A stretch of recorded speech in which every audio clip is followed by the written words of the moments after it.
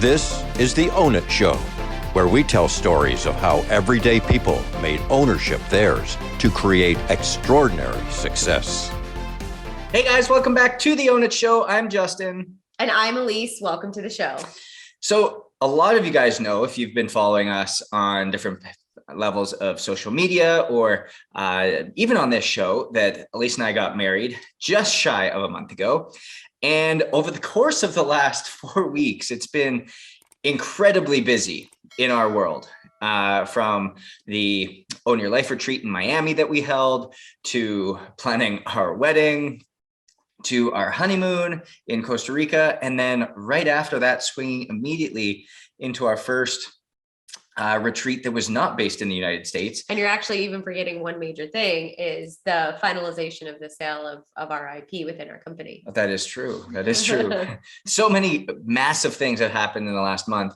And truly, they were capped off with the Live Better event in Costa Rica, where we had 18 people join us in Costa Rica for the last little bit of our honeymoon, and really just want to talk about the transformational experience that they had there, what that event was like, because again, it was one of those things that, to be honest, coming back here it almost feels surreal, where there was so much positivity. The energy was like something I've never felt before. And the transformations that each and every person had were not only monumental and life-changing for them in a lot of ways, but it was individualized for each person. Like not just the event itself, but truly each takeaway was different. Yeah, it absolutely was. And I think, you know, we dove in, we focused on a combination of both outer and inner energy. You know, obviously at Own It, we believe in a holistic combination of mind and body to be able to level up, elevate yourself to be the best version of yourself every single day. And, you know, I spent a lot of time talking through consciousness. Justin spent a lot of time talking through how people can level up their health and their physical habits. We did DNA testing and blood testing on every single person who came. They had personally curated not only results and tangible things they can take into their lives as well, but also their meals and how they lived their day at the retreat was personally curated to them as well, so that everybody had a slightly different experience based on their own body's needs. So in today's episode, we're not going to bring you another client, another story, another guest, but we're actually just going to talk through in depth what this experience was like for people, the outcomes that people sought after, and truly dive deeper into what Live Better is all about. What we're going to be doing a lot as we kind of go forward over here in the next 12 months with this show is we're going to be breaking down inner and outer energy to you guys so you get a better handle on it. You can truly kind of understand it a little bit more and truly start to use these in a practical and applied way in your lives so that you can take these action items, put them into play, and then ultimately start to get the results and transformations that our guests have been having, that our guests have been telling stories about you, where going from some place of feeling stuck or lost or in real tough situations to truly living in what their version of ownership is. And so with that, guys, really want to dive in today and talk you through Live Better. So Alyse, when we get into really what Live Better is all about, how did you come up with the framework and ideology of wanting to make this retreat different than every other retreat, air quotes, that exists? So I think this is something that for me, I always had this picture or image in my head when I knew we were going to start doing retreats of how I wanted the experience to be. For me, it all stemmed back to how people would feel when they were there. And one of the things that I absolutely knew was I wanted people to feel like they were able to be truly themselves from the minute that they walked in. And I think that is something that we did really successfully. It was complete. It was the place that we stayed at, to the drinks that we had. We did wine tastings every night, to the type of food that we gave everybody. It was, high class, top level from beginning to end. And the people who were there were also a really, really good group of people who fostered this amazing energy the entire weekend. One of the coolest things that I actually think came out of the retreat was, at the end, we went around. We'll talk about this a little bit more, but we went around the table at the end of the retreat. And actually, after everybody was done talking, our chef, who essentially lives at this location, this destination that we were at in Costa Rica, he said, "Hey, can I say something?" He said, "I don't normally do this, but the energy that was felt here was something that I've never witnessed before." And the kindness and the generosity from all of us, right? It's not like we're there asking the wait staff to wait on us hand and foot. We were genuinely fostering connections with everybody around us. And I think it was really amazing, from an innocent bystander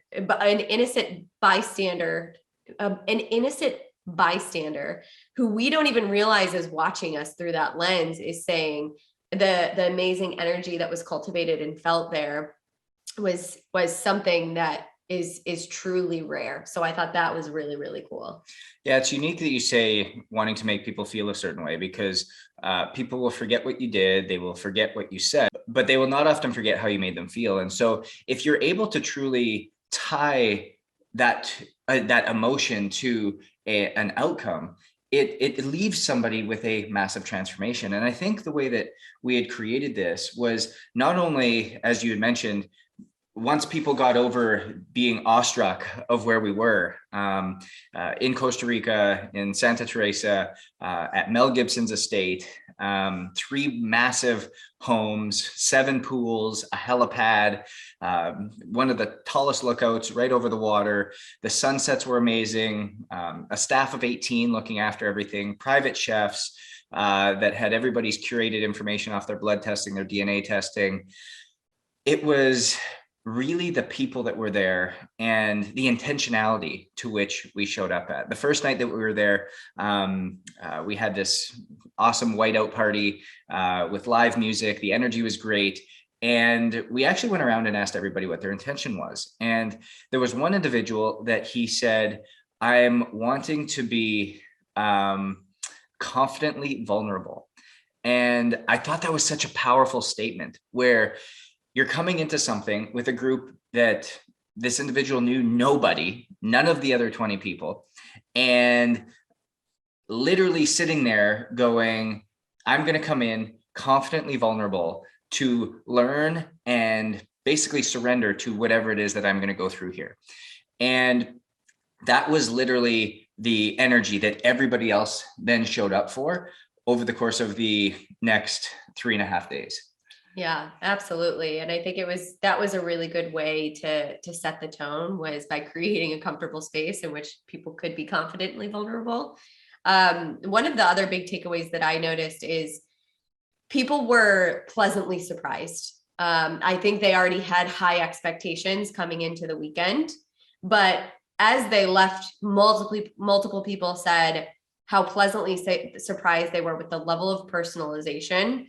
When we talked about it, when we set expectations, when we set the tone for the weekend for people to come, they knew there was going to be a level of personalization. They knew that they were going to be getting their own personal DNA results. They knew they were going to be getting feedback on their blood testing results. They knew they were going to have a better understanding of their own personal mindset as well. But when it came down to it, so many people, and I think one of the resounding themes was how personalized it was, not only in theory and in idea, and in ways that they could take home in a tangible way. I think that was definitely an expectation, is I know this result. So because I know this, I can change this in my life. But while they were there at the retreat, we were actually able to take all those results and create a much higher level of personalization throughout the entire weekend, which there isn't really anything out there like this that rivals what we're doing. And that, I think you hit the nail on the head, was where people were able to put those blueprints into play immediately right in that weekend, experience it, and then experience the way in which they felt. We had people who, I think 6 or 7 people who had hit all-time highs in heart rate variability.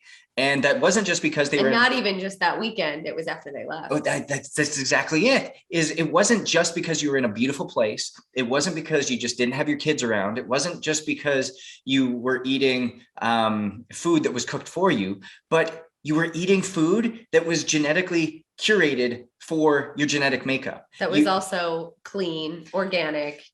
Exactly. Fished that morning from the ocean view that we were looking at. But I mean, outside of all of those things, it wasn't just because that's what it was. It's because it was now built for them. They found out how to maximize circadian rhythm. They found out how to create de-stress and declutter from the brain. They were understanding how to give themselves more self-care. They were able to go and actually start applying that in the time they had in free time in the afternoons. They were able to create camaraderie and almost create this little gang that we had on the ATV when we went ATVing out to the waterfalls. And all of these things that they were able to put into practice while they were there have all-time highs in heart rate variability. And then when they went back to their day-to-day, we're now a week and a half out of doing that, and people have maintained that level of output. And so the cool part to know about that is this isn't fleeting.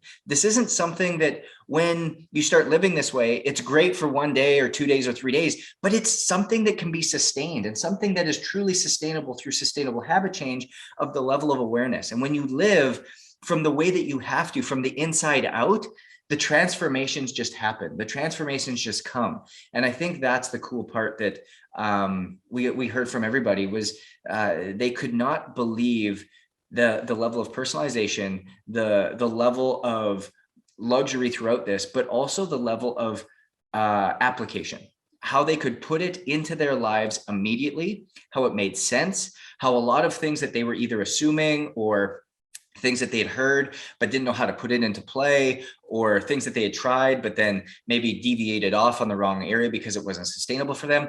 It was all erased, and they left with tangible action steps of how to impact them, but also their families. I think that was another big takeaway that I had. Was a lot of parents said, this is something I want to do for my kids. This is something I want to start imparting this wisdom on my children and changing their routines and their habits. Yeah, definitely. I think that's really true. And, you know, as somebody who's been on a fair share of retreats myself, it's very easy to feel the good energy while you're in the retreat bubble, while you're still there. That's a good point. But as Justin was saying, that one of the biggest takeaways is the amount of tangible action steps that people could take away into their daily lives and continue to extend that energy and grow that energy on a day in and day out basis, not only for themselves personally, within their relationships. A lot of people were there with their significant others, and then with their children as well. So I'm super curious to hear from you, Justin. What was your own biggest takeaway? I think the biggest takeaway that I had was understanding just how a big group of strangers, when put in a safe space that allows for transformation, becomes united in such a strong way. I know I kind of said it jokingly, but in one of the afternoons, after our morning teaching sessions were done, we went and did a little getaway or a little excursion, I guess you could call it. We got ATVs and we started, we literally ATV'd through dirt roads across the backcountry of Costa Rica and went out to this little small hike and then into the waterfalls. And when we got there, everybody was dirty. It was all dusty and everybody was smiling. Everybody was having a good time. And somebody gets off and goes, I literally feel like we're a little bike gang. And when we got back to the house, we all ran into the pool, this beautiful, massive vanishing edge infinity pool that literally looked like it fell into the jungle and then into the ocean. And we just watched the sunset. And I think that was just a whoa moment for me, where we had taken 18 plus you and I, 20 strangers, and created a culture and a space that was freeing, opening, and willing to whatever was meant to happen that weekend. And that I think was just really, really special and is really hard to do, where it's not just something that's in the bubble and something that truly allows people to go into their space, get true, deep information on themselves, and allow for a vast amount of people to each take something and multiple things away and go and impart it back on their life. I think that was my biggest takeaway. That was just amazing to witness, experience, and to have held the space to do. Yeah, absolutely. I mean, we're in this for exactly that reason, is to be able to impact and change lives and use what we've found together to impart whatever wisdom people want to take from it so that they can apply it to their What was own yours? lives. For me, mine is actually more of a zooming out effect. So at the beginning, Justin had mentioned how we've had a lot going on throughout the beginning of this year, end of January into February, and then kind of closing it all off with the retreat that we had. And for me, my biggest takeaway is that the idea of ownership works. Justin and I have absolutely, and this was, a year ago at this point, as we're building what our own definitions of ownership mean, not only for ourselves personally, but also in our relationship. We're in a similar situation where we had a lot going on and it got really, really hard really quickly. And it was almost fast forward an exact year to the date later, where, the core of everything is a really good event. That's the commonality between last year and this year, is it was centered around a really exciting, good event.